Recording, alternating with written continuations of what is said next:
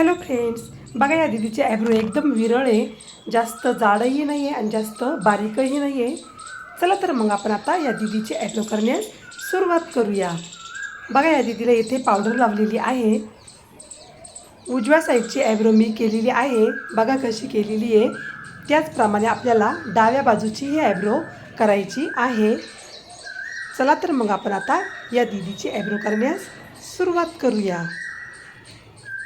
या दीदीचा ॲब्रोचा व्हिडिओ शेवटपर्यंत बघा आणि मी ॲब्रो कशा प्रकारे केली आहे हे मला कमेंट करून नक्की सांगा. ही दीदी माझ्याकडे पहिल्यांदाच ॲब्रो करण्यासाठी आलेली आहे.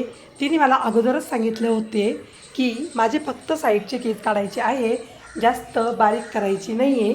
त्यामुळे मी तिचे ॲब्रो त्या पद्धतीनेच केलेली आहे. उजव्या डोळ्याची ॲब्रो तुम्ही बघू शकता. तिने ज्याप्रमाणे सांगितलेलं आहे तशीच मी ॲब्रो केलेली आहे. ॲब्रो करताना दोरा एकदम त्वचेला सपाट लागलेला पाहिजे. वरचेवर ॲब्रो केलेली नाही पाहिजे, कारण वरचेवर जर ॲब्रो केली तर ॲब्रोचे केस तुटण्याची, खुरटण्याची शक्यता जास्त असते. त्यामुळे त्वचेला एकदम सपाट पद्धतीने दोरा ठेवायचा असतो आणि अलगद अशा प्रकारे ॲब्रो करायची असते, जेणेकरून त्वचेला दोरा अजिबात लागणार नाही. याची काळजी आपण घेतलेली पाहिजे. तुम्ही बघू शकता ॲब्रो करताना माझ्याकडून अजिबात दोरा लागला जात नाही. त्यामुळे काय होते, ॲब्रो करायला कस्टमर बिनधास्त बसतात, म्हणजे त्यांना अजिबात भीती वाटत नाही. बघा खालच्या बाजूची ॲब्रो आता करून झालेली आहे. बघा किती छान झालेली आहे खालच्या बाजूची ॲब्रो. आता आपल्याला वरच्या बाजूची ॲब्रो करायची आहे. बघा अशा प्रकारे आपल्याला कैचीने वरचे तुरे कट करून घ्यायचे आहे, जेणेकरून आपल्याला छान शेप देता येईल ॲब्रोला. मी ॲब्रो करताना खूप काळजी घेत असते, जेणेकरून ॲब्रो करताना कस्टमरला बिलकुल लागणार नाही.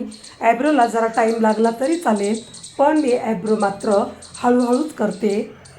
तर तुम्ही या दीदीच्या ॲब्रोचा व्हिडिओ शेवटपर्यंत बघा आणि ॲब्रो जर आवडली असेल तर मला नक्की कमेंट करून सांगा.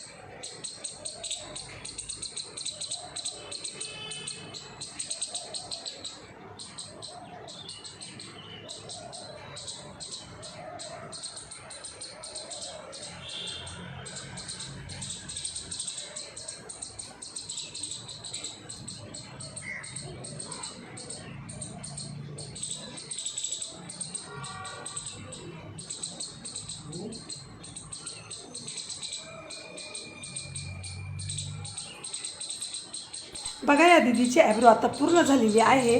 या दीदीला तर ही ॲब्रो खूप खूप आवडलेली आहे. तुम्हाला जर आवडली असेल तर नक्की कमेंट करून सांगा. चला तर मग पुन्हा भेटूया अशाच नवीन व्हिडिओमध्ये. तोपर्यंत बाय बाय.